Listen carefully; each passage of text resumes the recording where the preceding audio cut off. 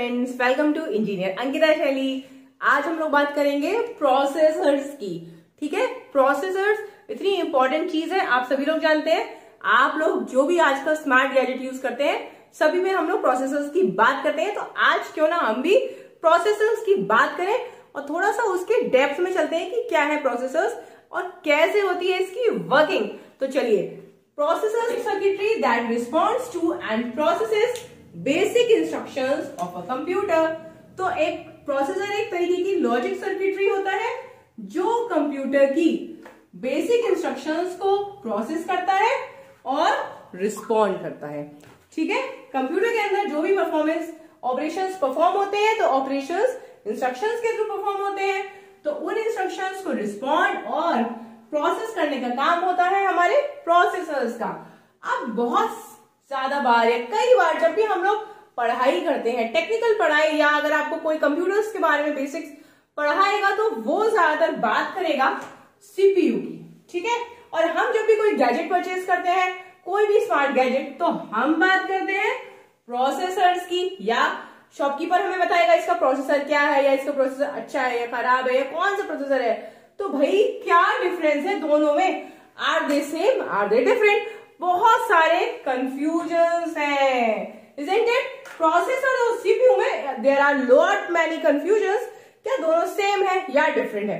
तो चलिए देखते हैं कि क्या है। पूरा का पूरा जो सर्किट डिजाइन है वो एक हमारे मदरबोर्ड पे डिजाइन होता है। तो अब आप इस इमेज में भी देखिए कि हमारा सेंटर में देखिए एक छोटी सी चिप लगी हुई है। जैसे कि हम लोग बिस्किट खाते हैं ना, तो बिस्किट के जैसा एक छोटी सी चिप देखिए, ये देखिए ये लगाई जा रही है ना छोटी सी चिप।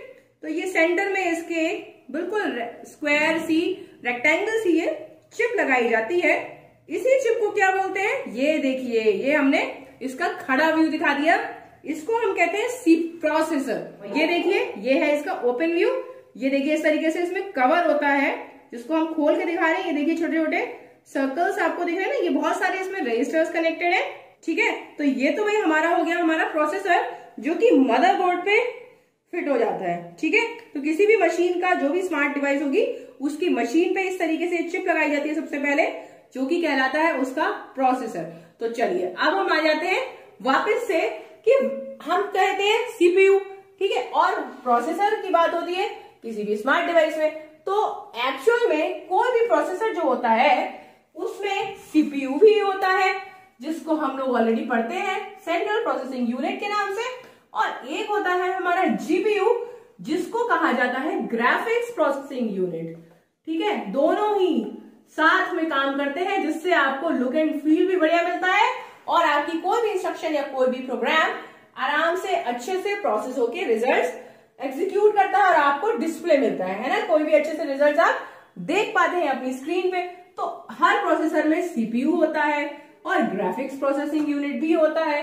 साथ में अपने सिस्टम में कंप्यूटर के अंदर होती है हार्ड ड्राइव और बहुत सारी अदर डिवाइसेस जो सारे के सारे इंडिपेंडेंटली प्रोसेसिंग करते हैं, जिससे कि हमारे कंप्यूटर में कोई भी इंस्ट्रक्शंस एग्जीक्यूट होती है और हम लोग अपने कंप्यूटर को यूज कर पाते। कभी भी हम लोग जब प्रोसेसर्स की बात करते हैं तो सीपीयू हमारा अकेले काम नहीं करता, सीपीयू के साथ जीपीयू भी लगा होता है जो कि कहलाता है ग्राफिक्स प्रोसेसिंग यूनिट। और ये बहुत ही इंपॉर्टेंट है। ये देखिए स्क्रीन पे आपको इसकी इमेज नजर आ रही है। आप लोग सभी जानते हैं कि आजकल कोई भी स्मार्ट डिवाइस है उस सभी में प्रोसेसर्स आते हैं। ये देखिए पीसीज में है ना, स्मार्टफोन में, ये देखिए टैबलेट्स में भी हमारे प्रोसेसर्स होते हैं। कोई भी कंप्यूटर्स जैसे कि सुपर कंप्यूटर्स होते हैं या फिर हमारे mini computers, different type of computers, आप कोई भी गैजेट जो कि एज अ कंप्यूटिंग डिवाइस आप यूज करते हैं, सारे के सारे कंप्यूटिंग डिवाइसेस में हमारे प्रोसेसर्स लगे होते हैं। और मेनली प्रोसेसर्स कौन कौन सी कंपनी के होते हैं? यस, देखिए लिख के आ रहा है ना स्क्रीन पे, इंटेल और एएमडी। तो मेनली आपकी दो ही कंपनी है जहां पे आपको प्रोसेसर्स मैन्युफैक्चर करती हैं, एक है इंटेल और दूसरा है बेसिक एलिमेंट्स। क्या क्या होते हैं? ALU, arithmetic and logic unit. Arithmetic logic unit basically logical operations perform करता है, कैलकुलेशंस परफॉर्म करता है। इसी के साथ प्रोसेसर्स में फंक्शनल प्रोसेसिंग यूनिट भी होता है, जिसमें हमारा मैथ का सबसे ज्यादा काम होता है, और इसको मैथ को प्रोसेसर भी कहते हैं। It manipulates numbers very easily. So अगर कॉम्प्लेक्स कैलकुलेशंस करने हैं या बहुत ही ज्यादा ट्रिकी क्वेश्चंस को सेकेंड्स में जब कंप्यूटर सॉल्व करता है तो इट मीन्स कि एफपीयू आपका ड्यूटी पर है, इजंट इट? तो एफपीयू बेसिकली आपका कैलकुलेटिव चीजें करने के लिए, कैलकुलेटिव मतलब नंबर्स ओरिएंटेड कैलकुलेशंस के लिए मेनली आपका यूज होता है। और साथ में होते हैं रजिस्टर्स, जैसे हम लोग अपने कॉपी में या बुक्स में, नोटबुक्स में इंपॉर्टेंट डेटा को राइट करते हैं, इजंट इट? लिखते हैं, या फाइल में हम लोग डेटा को सेव करते हैं, वैसे ही रजिस्टर्स होते हैं जो कि डेटा को होल्ड करते हैं और इंस्ट्रक्शंस को भी होल्ड करते हैं। तो प्रोसेसर्स में कुछ रजिस्टर्स होते हैं जो कि आपका इंपॉर्टेंट डेटा जिसको प्रोसेस होना है उस डेटा और इंस्ट्रक्शन को वो होल्ड करके रखते हैं। साथ में इसमें होती है L1, लेवल 1 और लेवल 2 की कैश मेमोरी जो कि इसकी प्रोसेसिंग को स्पीड अप करती है। कैसे? क्योंकि ये डेटा को फेच करने का टाइम रिड्यूस कर देती है। जो डेटा फ्रीक्वेंटली एक्सेस होना है, जिस डेटा की बार बार रिक्वायरमेंट है, उसको वो अपने अंदर ही अपने कैश में सेव करके रखती है और कंप्यूटर डायरेक्टली, आपका जो प्रोसेसर है, डायरेक्टली इससे डेटा फेच कर लेता है। उसको बार बार लुकअप नहीं करना पड़ता रैम में और एक्सटर्नल मेमोरी तक, ठीक है? तो इसीलिए प्रोसेसर्स के अंदर L1 L2 कैश होने की वजह से इसकी स्पीड अच्छी खासी तेज हो जाती है। तो ये है इसके बेसिक। नेक्स्ट आ जाते हैं सीपीयू के ऑपरेशंस पे। सीपीयू की कोई भी प्रोसेसिंग होती है, हमारे प्रोसेसर जब भी कुछ भी प्रोसेसिंग करता है, कोई भी प्रोसेसिंग, तो मेनली उसके अंदर 3 काम होते हैं। सबसे पहले तो वो इंस्ट्रक्शन को फेच करेगा, जैसे कि अगर हमने कोई भी बटन को क्लिक करा या कुछ भी टच करा अपने फोन में या अपने सिस्टम में या फिर अपने टैबलेट पे या फिर अपने लैपटॉप पे, किसी भी स्मार्ट डिवाइस में, जब भी आप एक टच भी करते हो तब वो क्या करता है? तीनों ही काम करता है। सबसे पहले वो फेच करेगा जो आपने टच करा, उस इंस्ट्रक्शन को वो रिसीव करेगा थ्रू इट्स रैम, ठीक है? रैम को हम प्रोग्राम मेमोरी भी कह सकते हैं। तो उसके रैम में हमारी इंस्ट्रक्शन जाएगी, हमारी कमांड जाएगी और उसको वो रिसीव करेगा। उसके बाद हमारी गिवन इंस्ट्रक्शन को वो कन्वर्ट कर देगा उस लैंग्वेज में जो उसकी मशीन समझ जाए। तो हम लोग जिस भी टाइप में जैसे भी करके इंस्ट्रक्शन दें, पर वो पहले उसको डिकोड करेगा मशीन लैंग्वेज में और उसके बाद ही वो इंस्ट्रक्शन को एग्जीक्यूट करेगा, ऑपरेशन को परफॉर्म करके रिजल्ट्स को शो कर देगा। तो इस तरीके से हमारा प्रोसेसर हर बार, जितनी बार भी हम कुछ टच करते हैं या फिर कुछ क्लिक करते हैं या कोई बटन प्रेस करते हैं, तो at every single instruction processor को हर बार ये तीनों ही स्टेप्स को फॉलो करना ही पड़ता है, तब जाके आपका एक सिंगल क्लिक का रिजल्ट आपको शो होता है। और आपको तो तुरंत 1 सेकेंड में रिजल्ट आ जाता है, पर आपको पता नहीं कि पीछे से प्रोसेसर को कितनी मेहनत करनी पड़ती है ना? तो आजकल मॉडर्न कंप्यूटर्स में बहुत ही हाई स्पीड, हाई एफिशिएंट, बहुत ही लेटेस्ट टाइप के प्रोसेसर है जिनका हम यूज करते हैं। तो let's see what are the different type of processors we are using. See, अगर हमारे पास एक प्रोसेसर है पीसी में जो कि एक सिंगल चिप पे, ठीक है, अगर एक सिंगल चिप पे स्मॉल डिवाइसेस, बहुत छोटे छोटे प्रोसेसर्स एम्बेड होते हैं, then they are called as micro processors. Basically क्या है? Processors in a PC.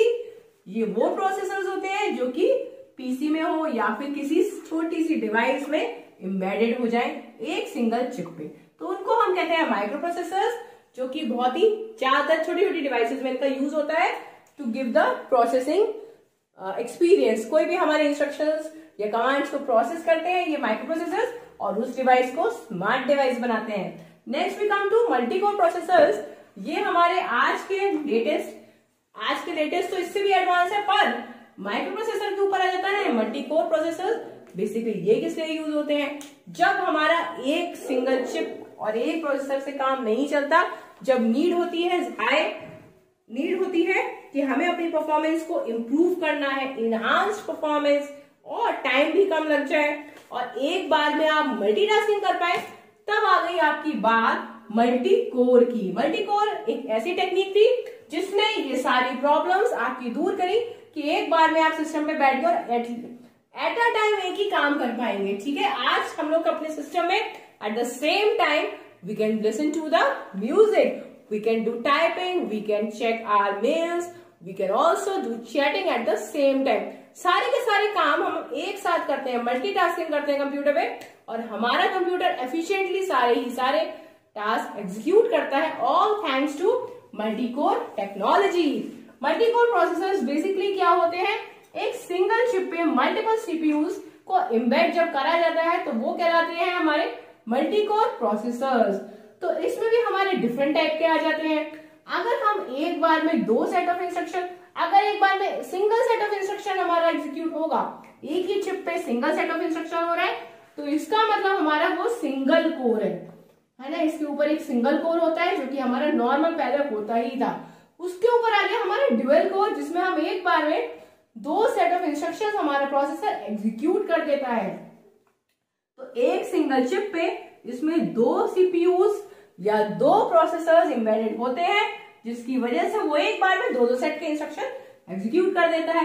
Quad core में 4 प्रोसेसर्स एक सिंगल चिप पे लगे होते हैं। ये देखिए, आपको एक एक करके मैं इमेज भी शो कर रही हूँ। ये देखिए क्वाड कोर आ गया ना, तो इसमें आपके साइड बाय साइड 4 प्रोसेसर्स लगे हुए हैं ना, एक आपका रेक्टेंगल बना हुआ है, और देखिए चारों लगे हुए हैं। ये चारों आपके अलग अलग set of instructions eight the same time execute करते हैं। तो हमें ये फील आता है कि सिंगल टाइम में 4 सेट ऑफ इंस्ट्रक्शंस एग्जीक्यूट हो जा रही हैं। इसके ऊपर आते हैं हमारे ऑक्टा कोर। ये देखिए इमेज आ रही है स्क्रीन पे, they can execute 8 set of instructions. इसमें एक्चुअल में 4 के ऊपर 4 एम्बेडिंग हो जाती है। एक सिंगल चिप पे एक लेयर में आपके 4 सेट प्रोसेसर्स लगाए जाते हैं, और उसी के ऊपर एक और लेयर बना दी जाती है। ये देखिए जैसे आप इमेज में देख पा रहे हैं, तो इसमें आपकी दूसरी लेयर में 4 और प्रोसेसर्स ऐड कर देते हैं, और at a time 8 set of instructions can be executed. तो इसकी वजह से हमारे कंप्यूटर्स इतने एडवांस हैं और इतनी एफिशिएंट वर्किंग करते हैं, एफिशिएंट प्रोसेसिंग भी करते हैं। और ये जो हमारी मल्टी कोर टेक्नोलॉजी है, ये जो है अप टू 12 कोर्स, मतलब अप टू 12 कोर्स हमें मिलते हैं, या अप टू 12 कोर्स के प्रोसेसर्स अवेलेबल हैं।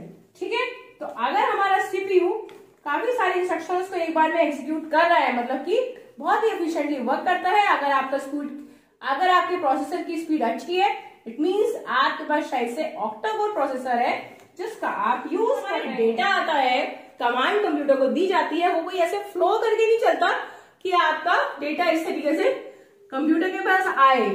जब कंप्यूटर कोई डेटा को प्रोसेस करता है, तब वो प्रोसेस करता है word by word.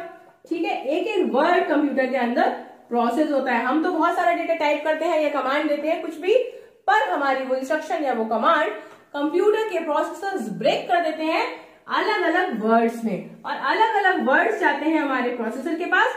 At a time एक सिंगल वर्ड एग्जीक्यूट प्रोसेस होता है, फिर वो नेक्स्ट करता है, फिर वो नेक्स्ट करता है, और जब सेंडर से रिसीवर के पास उसको भेजना होता है, तो सारे के वर्ड्स को क्लब कर देता है, और रिसीवर को रिजल्ट्स प्रॉपर मिलते हैं। एक फ्लो में डेटा उसको रिसीव होता है, उसको नहीं पता चलता कि वर्ड्स में ब्रेक करा गया था।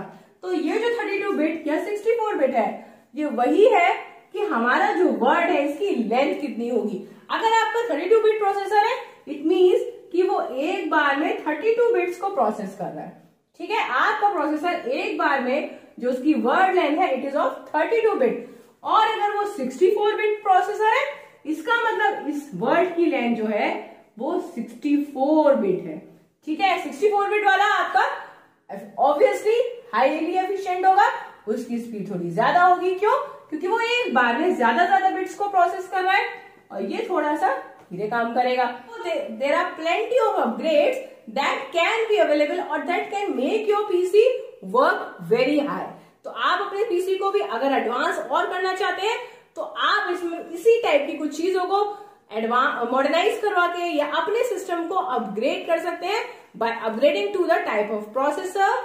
You can upgrade to type of word length और टाइप ऑफ कोर। इस तरीके से आपका सिस्टम भी एडवांस सिस्टम बन जाएगा। आई होप आज का लेक्चर आपको काफी पसंद आया होगा तो प्लीज एक शेयर जरूर कर दीजिएगा। और अगर आप लोग मेरे इस चैनल पे फर्स्ट टाइम आए हैं, तो please subscribe to my channel. आपको मेरे इस चैनल पे इस टाइप के वीडियोस मिलते रहेंगे जो डेफिनेटली आपको बहुत ज्यादा हेल्प करेंगे। तो आज का वीडियो यहीं पे एंड करते हैं। मिलूंगी मैं आपको नए वीडियो में एक नए टॉपिक के साथ। तब तक के लिए keep learning and keep growing. Bye bye, take care.